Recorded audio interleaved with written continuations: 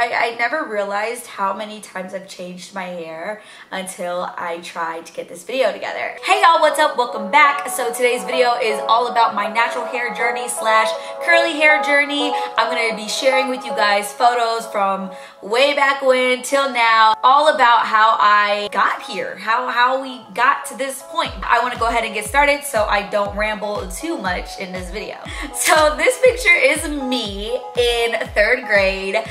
Obviously I was, practicing how to smize at a very young age. Yeah, so I rocked braids and cornrows and little ponytails like every other girl did, growing up and everything. And my mom used to do my hair, and then I started actually doing my hair at age like 7 or 8, around this time, because my mom was like, you and Simone have way too much hair and you need to go and figure it out. So back then I was, playing with different hairstyles and doing all kinds of different things with my hair. Jesus.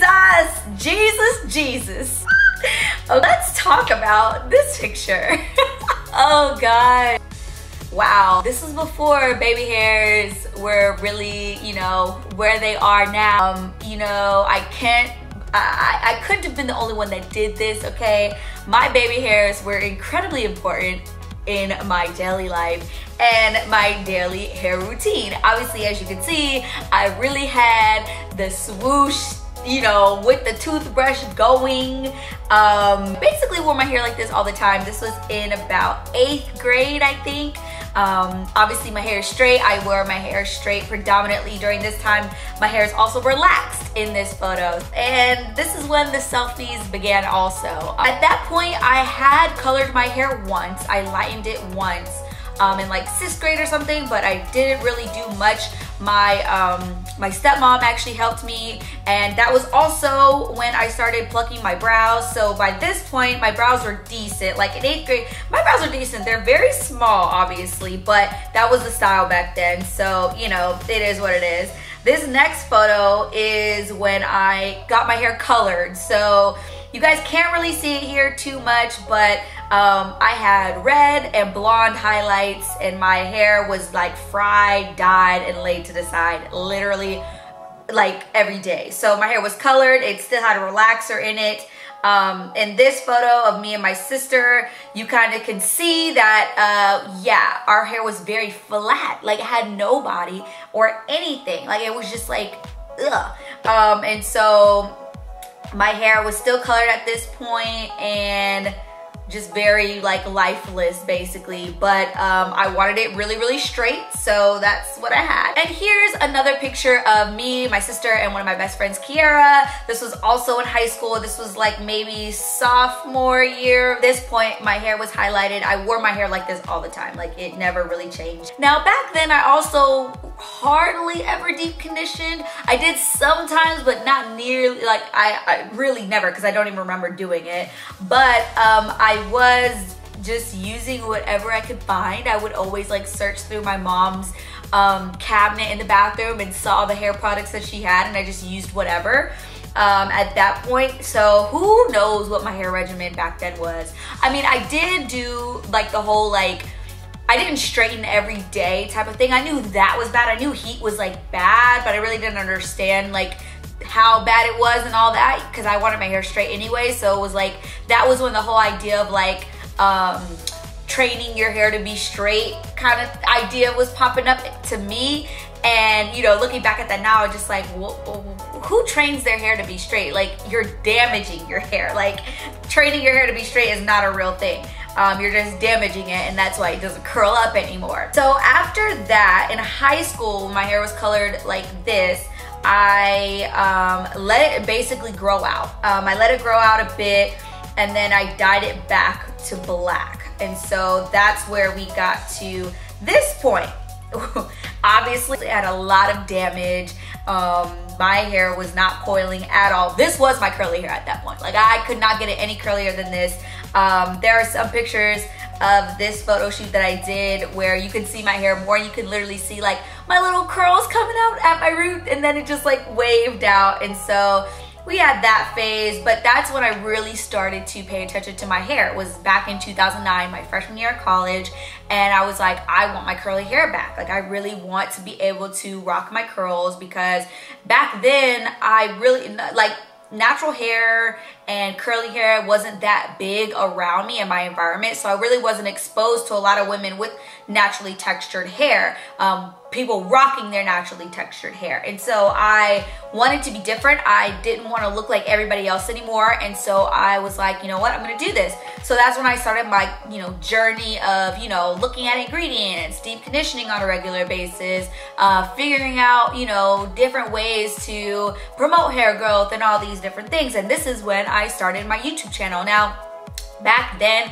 I had a YouTube channel for like 2 seconds. I think it was like, maybe I was on there for like a year or two, and then it got hacked or something. I can't remember what happened, but basically I had to make a new YouTube, which is this one that I created in early 2011. So, but back then I was kind of sharing my process of figuring out products and stuff like that, which I think I uploaded a couple of the old videos on this channel. But like I said, this was 7 years ago, 6 years ago. So then when I'm in college, I started to rock my curls, right? But then I still wanted my hair straight. So then at one point I had cut bangs, and then I let those start to grow out, and then I was wearing my hair curly again. And then there was like a summer where I decided to not use heat at all, but then I wanted to straighten my hair again. So this picture is of when I first straightened my hair again. I still have that video of how I styled this hair on my channel now. I'll link it there or something if you guys are interested. But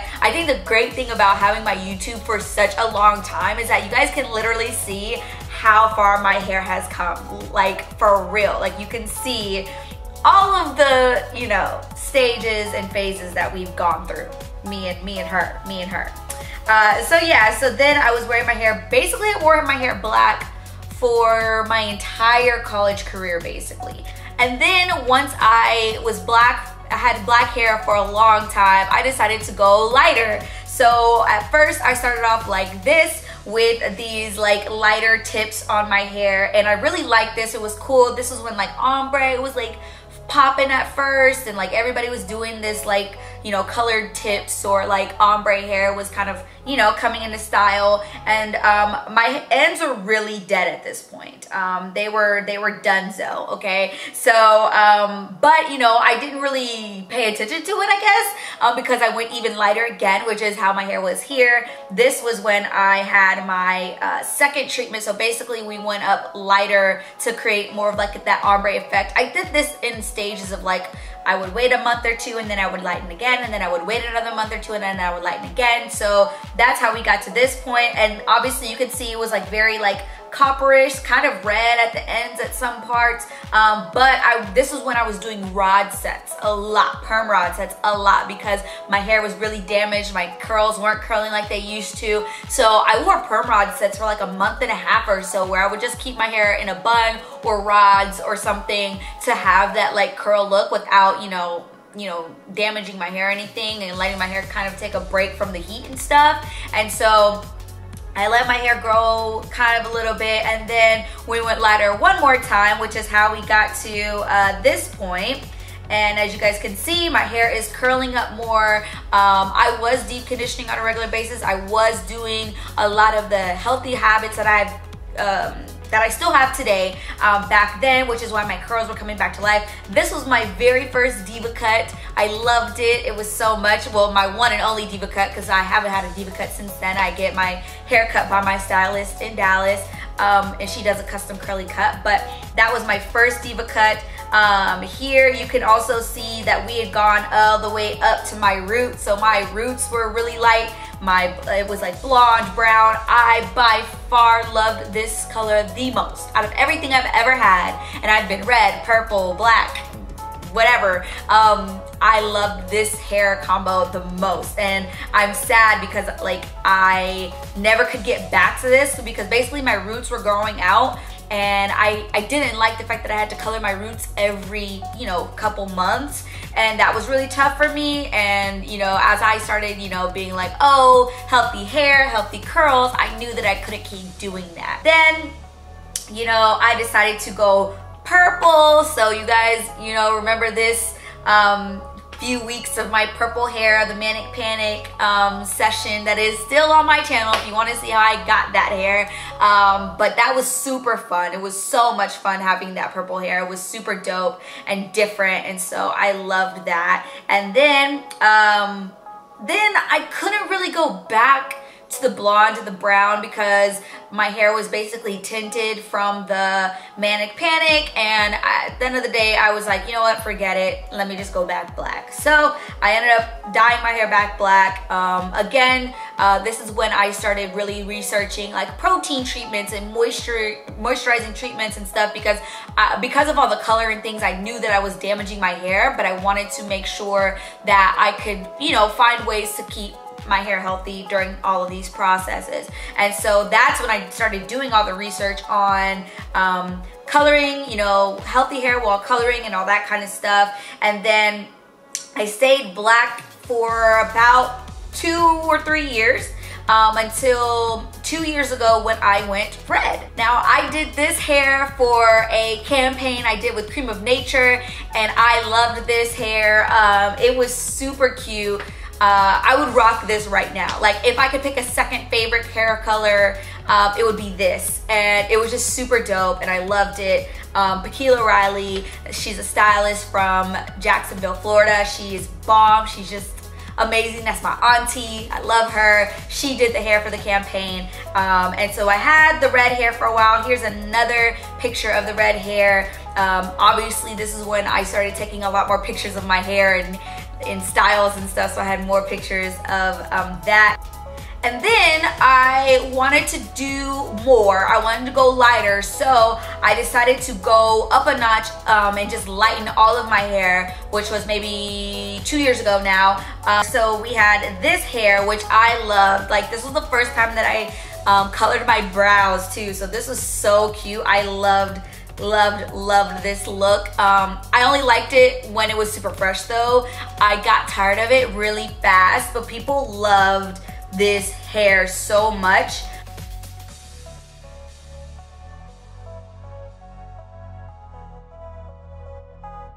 But again, like the brown and blondish that I had a few years prior, I had to keep getting my roots done, and it was just tiresome.